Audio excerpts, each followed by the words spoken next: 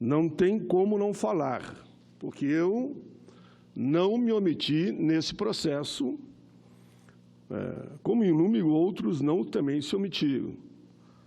A greve aconteceu, retornei do meu estado e acompanhei passo a passo. Conversei, inclusive, com os caminhoneiros do Rio Grande do Sul, em diversos momentos, e eles deixaram muito claro que, para a greve terminar, seria necessário que a Câmara votasse o projeto que estava em pauta, que, no fundo, tratava dessa questão do entendimento, principalmente para assegurar os 0,46 centavos sobre o diesel. E aí a Casa votou por unanimidade. O Senado cumpriu a sua parte. Essa votação foi unânime. Houve alguma discordância natural de interpretação do momento, mas todos com a mesma boa vontade, se o projeto deveria ou não ser alterado, voltar para a Câmara. Mas, enfim, nós sabíamos que não voltaria e não voltou. Então, o Senado cumpre a sua parte. Eu agora quero falar daqui para frente, e não só ficar olhando pelo retrovisor. Eu diria aquela frase histórica: a greve terminou. E agora, João? E agora, João? O governo, via decreto, anuncia que vai ter cortes em todas as áreas, via decreto, principalmente nas áreas sociais, como saúde, educação, trabalho escravo, seguridade social, e por aí vai. Na área da moradia, até policiamento nas estradas. O decreto que o governo baixa vai nesse sentido. Ora, senhor presidente, eu me sinto com muita tranquilidade, porque há 3 anos atrás, para vir à tribuna e falar, há 3 anos atrás, o senador Requião também assina aquela PEC, nós já dizíamos para todos que o país ia sangrar. Infelizmente, acertamos. Encaminhamos, inclusive, com, se eu não me engano, 36, 37 assinaturas, aquela PEC propondo a antecipação das eleições. Porque não tem projeto nenhum de nação esse governo. E aqui demonstrou mais uma vez, quando outras alternativas viáveis poderiam ser apresentadas, nenhuma delas ele teve coragem de apresentar, a não ser, até porque apresentou aquela tal de PEC 95, congelando todos os investimentos. Se congelou todo o investimento, agora ele tem que fazer rearranjo, arranjar aquilo que é impossível da forma que ele construiu.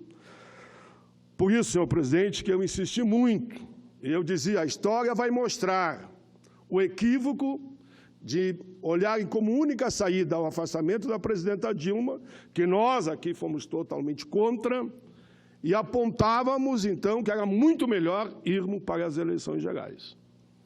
Infelizmente, não fomos entendidos. Nós não fomos, não sou eu, um grupo de senadores não foi entendido. O que acontece agora? Alguns dizem, mas falta 4 meses para as eleições. Sim, falta 4 meses, mas não são 4 meses, são 7 meses. O novo governo só assume em 1º de janeiro. E aí, podemos fazer discurso aqui para todo lado, para todo gosto. Mas quem vai pagar a conta é a população, porque esse governo não tem projeto. Está comprovado que os próprios parlamentares da base do governo vêm à tribuna e dizem um governo que não tem nenhuma proposta responsável, séria, que aponte caminhos. Qualquer país do mundo, numa crise como essa, nós teríamos, e erramos, caminhado para a antecipação das eleições. Serão mais 7 meses de sofrimento. Eu usei o termo que repercutiu no Rio Grande, o país está sangrando há 3 anos e vai continuar sangrando até que assuma o novo governo. Eu espero que no debate que vamos ter agora, a partir de agosto, entre os presidenciáveis, e o senador Requião é um dos, e sempre teve posição muito firme aqui nessa tribuna, se discuta um projeto verdadeiro de país, um projeto que aponte para frente, para o crescimento do país. e não só como é que vão pagar ou não pagar esta ou aquela conta.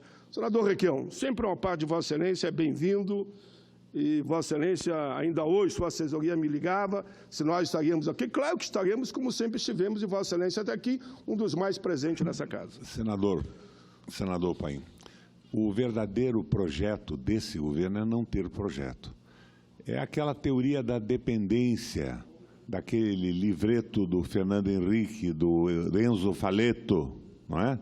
Publicado há muito tempo atrás. É a transformação do país no Porto Rico. E hoje nós vemos que, paralelamente às denúncias da corrupção na estrutura do Estado, na estrutura política, isso foi muito bom. Nós saudamos aqui o início desse trabalho de investigação em prosa e verso. Ao lado disso, na verdade, o que queriam não era o combate à corrupção, era a transformação do Brasil num país dependente de outras economias, principalmente a da norte-americana. Eu tenho insistido, quando grampearam o telefone da presidente e grampearam toda a estrutura administrativa do país, eles não procuravam combater a corrupção. Eles queriam simplesmente derrubar o governo e tomar conta do petróleo brasileiro. Nós estamos dentro de um projeto geopolítico norte-americano. Esse liberalismo econômico, senador, é uma loucura total. Veja, nós fomos transformados em bobos aqui para votar o subsídio ao petróleo. O governo deixa isso de lado e, como Vossa Excelência estava esclarecendo agora, resolve por decreto. Resolve o quê? Não resolve nada. Subsidiaram os importadores.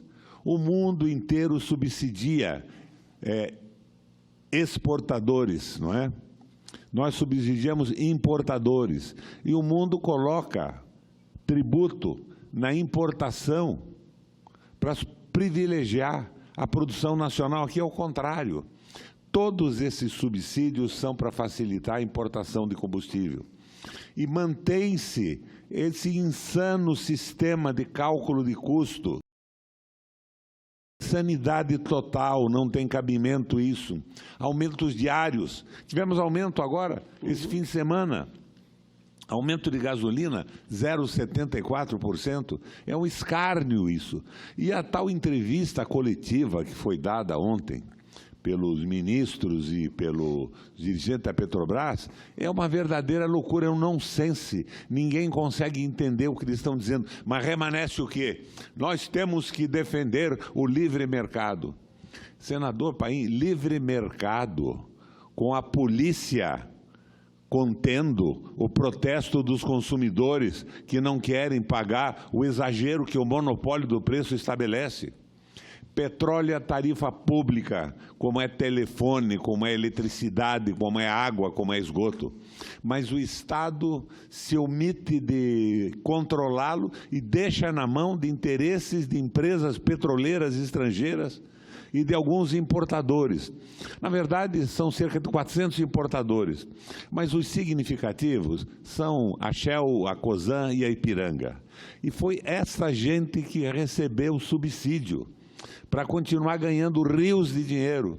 Enquanto isso, o parente, segundo uma reportagem do Nassif, comunica à Bolsa de Nova York que a Petrobras está insolvente, que não vai conseguir pagar mais os seus débitos e antecipa pagamento de débitos com venda de ativos. Então, ele está destruindo a empresa para antecipar pagamento de débitos e, desta forma, a Petrobras passa a não poder mais produzir na mesma velocidade, com a mesma intensidade, o mesmo volume que produzia. Ele tenta evitar que a Petrobras consiga empréstimos no mercado internacional. Ele está destruindo a empresa em favor do quê? Do mercado. Me perdoa, senador Paim, a expressão. Eles são verdadeiros idiotas.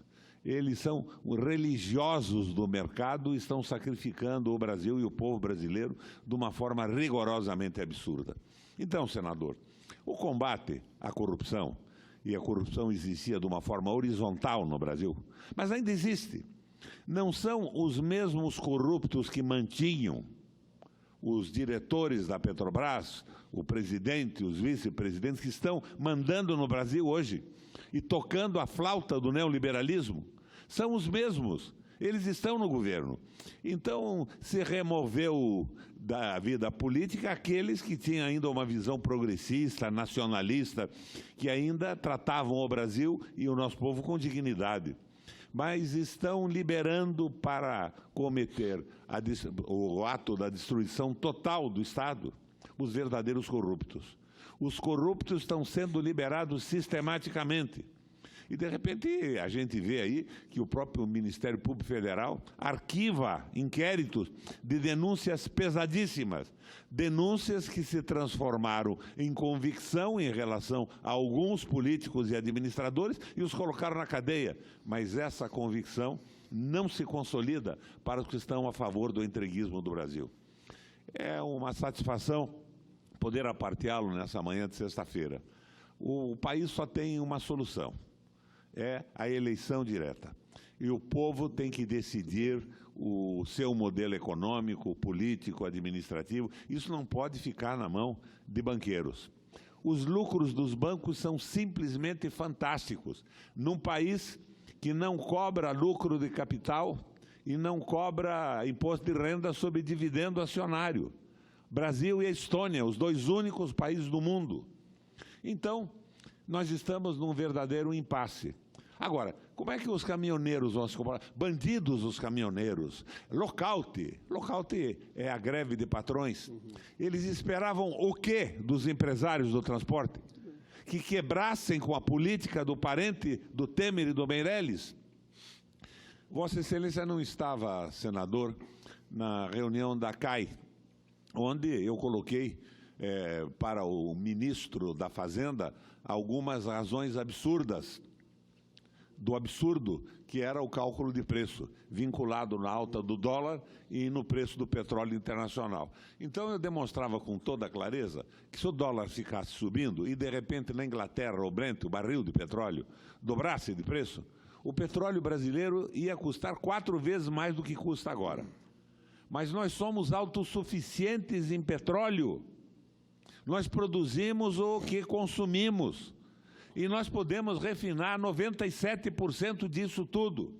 Mas não, eles diminuíram a capacidade de refino, programaram a diminuição nas usinas para facilitar a importação. E a importação fica uma maravilha, porque o preço aqui está no pico. Recentemente a média é 50% acima do preço internacional, então os importadores compram lá fora e vendem aqui dentro com lucro simplesmente fantástico. É preciso que se quantifique quanto ganhou a Cosão, a Copel e as grandes empresas importadoras, a Ipiranga. Nós estamos sendo roubados, senador, roubados. E me impressiona que esse Senado não estivesse nessa sexta-feira aqui, com a plenitude dos senadores, trazendo com toda a clareza um protesto claro e o entendimento para a população. A população precisa entender que essa defesa do livre mercado é contra o Brasil, é contra o crescimento do país, contra o nosso desenvolvimento industrial. E nós estamos entrando numa situação muito difícil. Acabaram com o trabalho com carteira assinada, é o trabalho intermitente. Mas o trabalho intermitente sem carteira assinada não credencia, não possibilita ao trabalhador acesso ao crédito. Ninguém dá crédito a quem não tem a garantia da receita. Então, o nosso movimento comercial diminui e a nossa receita também vai declinando de uma forma extremamente rápida. E eles continuam no governo. Sai o Meirelles e entra um preposto do Meirelles, um mandalete do Meirelles, praticante de uma religião que é a religião do mercado. E diz na comissão: senador Requião, eu tenho com Vossa Excelência uma contradição muito grande. Eu acho que o mercado vai resolver o problema. O mercado, o livre mercado é que vai resolver o problema. A mão invisível do mercado. Mas, ao mesmo tempo, eles controlam o mercado para cima com a força nacional. Nós estamos, senador, numa situação terrível no Brasil. Terrível. E, de repente, supostos candidatos a presidente da República não dizem uma palavra a respeito disso. Nada, rigorosamente nada. Ou seja, estão todos na mão do famoso mercado. Então, senador, eu quero cumprimentá-lo pela presença no Senado nessa sexta-feira, ao mesmo tempo que o seu aparte deu a mim a possibilidade de me expressar e colocar o que eu penso dessa violência toda que se comete contra o Brasil, nesse movimento de repressão aos caminhoneiros. O livre mercado está sendo contido pelo Exército, pela Força Nacional e pelas polícias. É um verdadeiro absurdo. E fica aqui a minha solidariedade ao movimento dos caminhoneiros. Senador, é bem verdade que eles fazem um movimento corporativo, eles estão defendendo o seu negócio. Eles não têm uma profundidade maior numa visão da macroeconomia e da geopolítica, mas reagem com vitalidade, estão vivos. E nós, sem a menor sombra de dúvida, estamos acreditando que eles são, no Brasil hoje, os novos partisãs contra a entrega do país. Senador Requião, Vossa Excelência sabe a admiração que eu tenho por Vossa Excelência. E que bom seria, eu diria, senador Requião, que o PMDB, num gesto de grandeza, indicasse Vossa Excelência. Vossa Excelência não é daqueles de fugir do campo de batalha, tanto que está colocando seu nome à disposição pelo aquilo que eu sei. E como o PMDB não decidiu, como seria bom, porque o PDT já decidiu. O PT já decidiu, bom, se tiver alguma mudança vai ter, mas já decidiu. Outros partidos já decidiram, né? O PCdoB decidiu. Eu não estou citando outros nomes, cito Vossa Excelência, porque Vossa Excelência está aqui no plenário, depois de um feriado, discutindo pelo seu discurso, aí sim, um projeto Senador, de nação. A minha assessoria me adverte aqui que quando eu falei dos importadores, ao invés de falar Shell, eu falei Copel. É porque a nossa Copel no Paraná está sendo roubada também por um governo absolutamente irresponsável e corrompido. Com essa correção, inclusive, do senador, na sua grandeza, porque o outro, isso passa despercebido. Ele não, ele vem e corrige de imediato. Mas quero repetir isso, que o PMDB tenha essa grandeza. Olha um debate com Vossa Excelência e com outros, do PT, do PDT, do PCdoB, seja de quem for, não importa. Eu não quero citar nenhum nome aqui, porque senão o país já partidarizou como sempre. Não, eu só estou dizendo que o senador Requião é um candidato a presidente em potencial, não só porque ele falou hoje, ele foi num evento em Porto Alegre. O evento era na Assembleia, meu querido senador. O evento na Assembleia, aí estava uma onda se eu tinha que falar ou não, senador Thiegues. Senador Requião sentado do meu lado, só o pai fala e eu não falo também. Num gesto de solidariedade, claro. Não, mas todos já tinham acertado, mas uma figura principal era ele. Aí me deu a oportunidade, claro, que eu falasse. Essa grandeza sua e é permanente, é com todos. Quando eu fui a seu estado também, Vossa Excelência era a figura principal de um grande evento lá, e Vossa Excelência, não, aqui falo eu, e tu encerra depois. Esse é o senador Requião. Então, a gente tem por ele uma admiração, por princípio e pela ação. Não é daqueles que só falam e não faz. Eu dei 2 exemplos aqui de gestos de alguém que, sem sombra de dúvida, é um líder. E ao PMDB, fica aqui um conselho, eu que falo tanto antecipar as eleições, mas se não deu, tudo bem, vamos para a época ajustada. Mas eu queria seria muito bom para o país que Vossa Excelência estivesse entre aqueles que são candidatos para fazer o debate dos temas que eu assino embaixo, que Vossa Excelência falou aqui agora.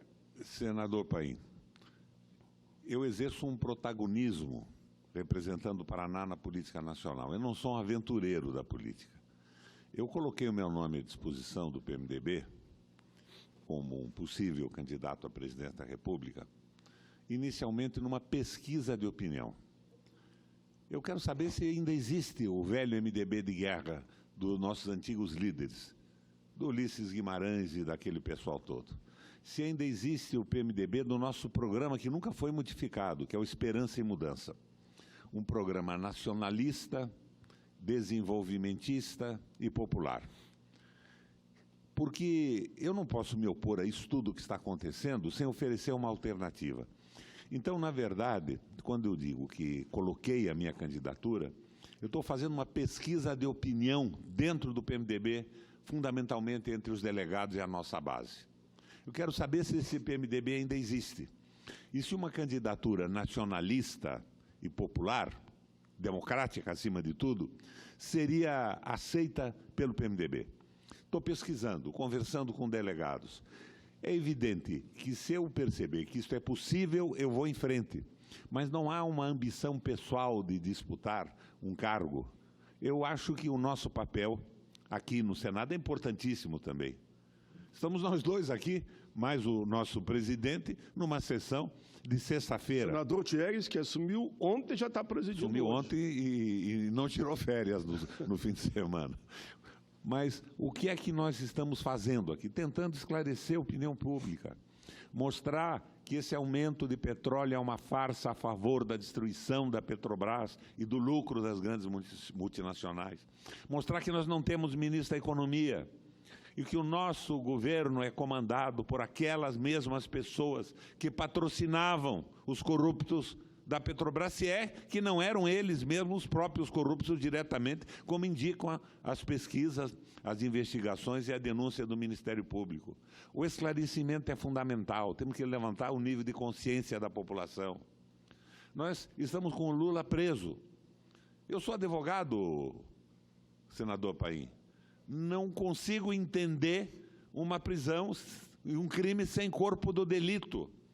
Agora, veja bem, quem fazia oposição à política do Lula aqui no plenário, fundamentalmente, era esse senador que vos fala agora, era eu que fazia. Nunca aceitei o Meirelles com a sua política neoliberal. Me lembro. Na condução do Brasil, nunca aceitei o Joaquim Levy. Então, dizem, o Requião é um preposto do PT. Não, eu fui oposição forte à política do PT. Agora, eu não sou um nécio a ponto de desconhecer os avanços que o Partido dos Trabalhadores realizou no Brasil. A integração de 17 milhões de brasileiros no mercado de trabalho, no mercado de consumo, as políticas sociais, o aumento do salário mínimo. A importância que a nossa política externa passou a ter sob o comando do Celso Amorim. O Brasil era respeitado no mundo. Hoje nós somos ignorados, nós não existimos mais no concerto das nações. O governo é absolutamente desprezado pelas lideranças que dirigem a política do globo terrestre hoje. Nós estamos numa posição rigorosamente ridícula. Exército na rua para impedir que o consumidor proteste contra um preço rigorosamente absurdo. Onde é que está o liberalismo econômico? É um liberalismo sustentado pelas Forças Armadas e pelas polícias. Não é possível que a população não entenda. Agora, eu acho que está se construindo uma consciência de oposição muito forte. Esse governo liberal não ganha eleição mais. PSDB acabou.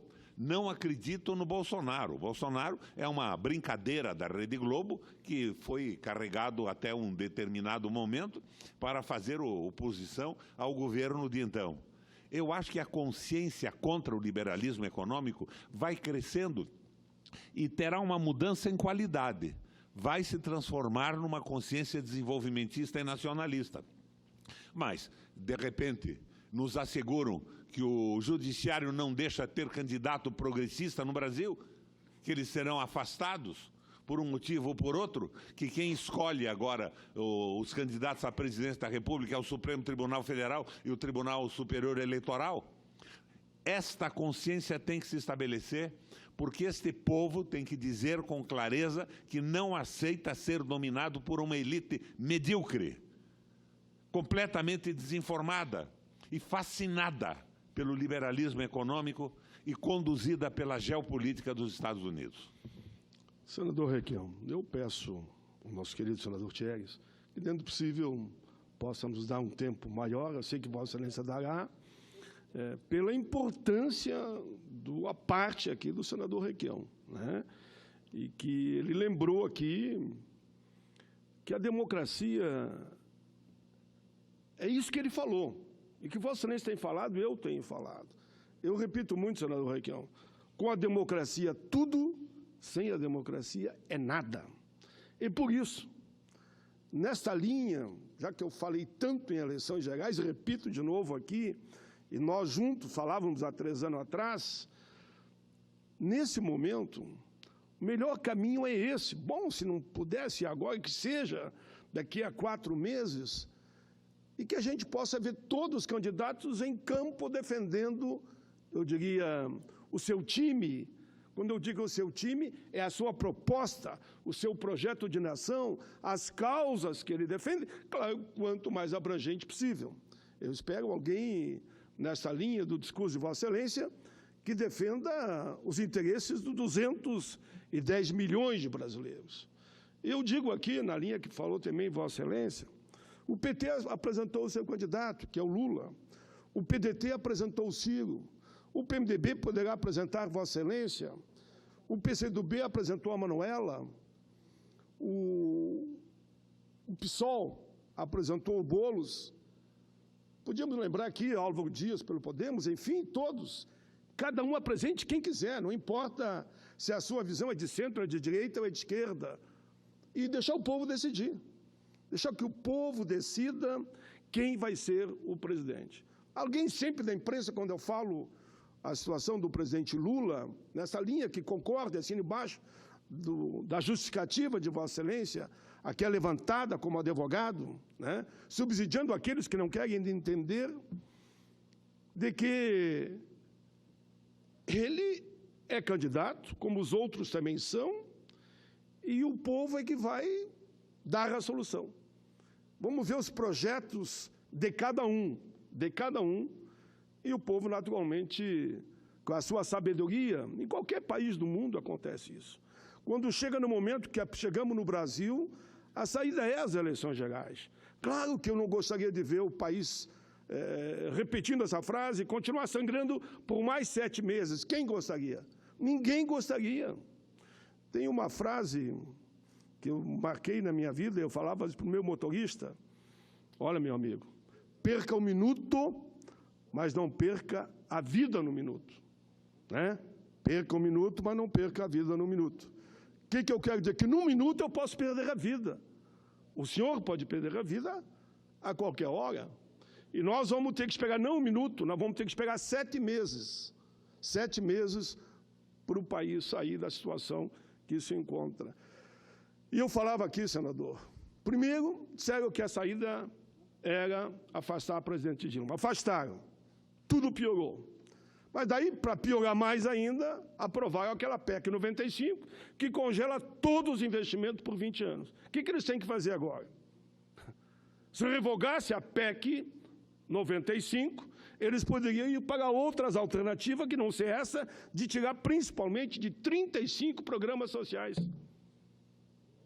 pela crise que o país passa. Mas não contente, e Vossa Excelência também citou, vieram com a reforma trabalhista, que nos obrigou a apresentar um projeto para revogar e apresentar uma nova CLT, que já estamos discutindo há 9 meses, buscando uma relação direta, respeitosa, direitos e deveres de empregado e empregador. E não como eles fizeram. Apresentaram uma verdadeira CLE, uma consolidação das leis do empregador, monitorado, todo mundo sabe, principalmente pelas grandes confederações, tanto de banqueiros como também de empresários, seguindo a orientação, dando orientação, não é seguindo, dando orientação para o presidente Temer. O resultado está aí. Nós chegamos, pela primeira vez na história, a 27 milhões, segundo o IBGE, entre desempregados, aqueles que desistiram de procurar emprego, os que estão com o trabalho precário, tipo esse intermitente e o tal de contrato autônomo exclusivo. É uma situação, eu diria, quase de caos, que beira, poderíamos dizer aqui, que se não tivermos uma solução, que eu espero a curto prazo, que a chama, que a luz das eleições ilumine o caminho de todos, para que a gente possa, então, assegurar ali na frente uma proposta que olhe para o conjunto da nossa população. Senador Thieres, nesta manhã aqui, muitos gostam de dizer sempre o day after, eu prefiro dizer o dia depois mesmo. Eu, naturalmente, perguntaram se eu ia ficar em Brasília. Claro que vou, porque quem não está preocupado com o país... Falava, inclusive, com o presidente Eunice, dizia, não, eu vou estar em Brasília também. Enfim, com essa preocupação de estarmos aqui falando o que vamos fazer daqui para frente. Eu espero, eu diria mais, senador Requião, se não é possível as eleições já, que libere os debates, o mais rápido possível, para que os pré-candidatos sejam chamados a apresentar seu ponto de vista sobre qualquer tema. Sejam chamados como homens públicos que apresentaram a sua pré-candidatura e querem apontar caminhos o mais rápido possível.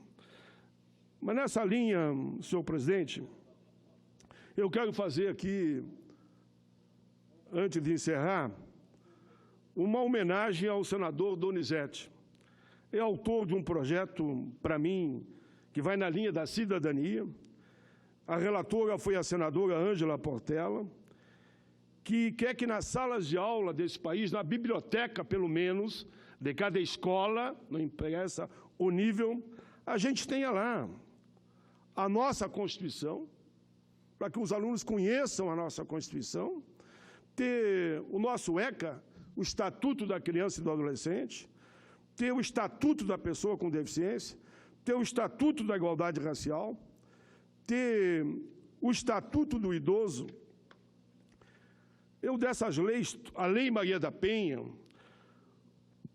dessas leis todas, 4 delas eu tive a alegria de ter sido o autor, uma fui relator, e estou aí com o Estatuto, que eu chamo a nova CLT, e também com o Estatuto dos Caminhoneiros. Por isso que eu tenho a mesma visão de Vossa Excelência, porque conheço a área e a situação dos caminhoneiros. Eles foram ao extremo porque foram obrigados.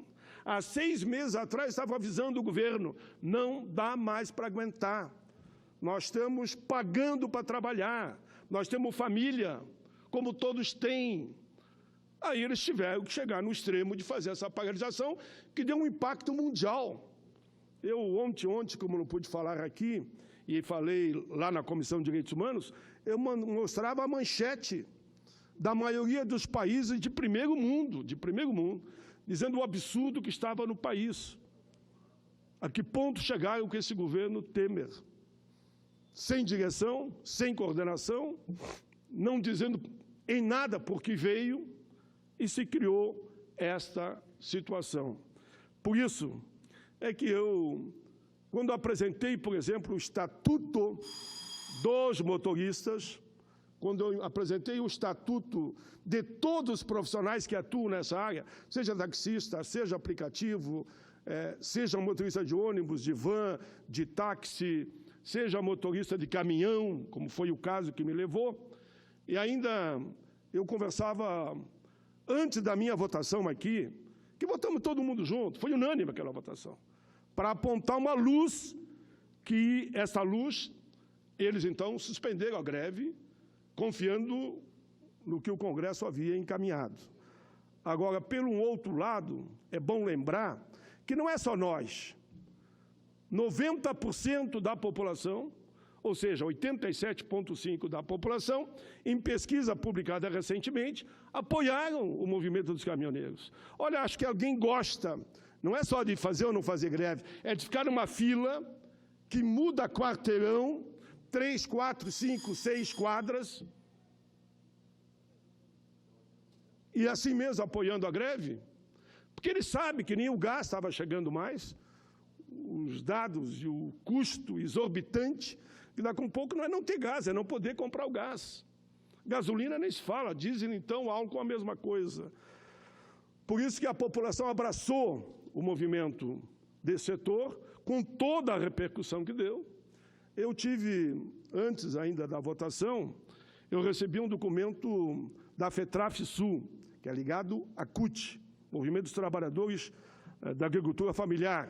Recebi outro da FETAG, que é ligado também àqueles que atuam nessa área da agricultura.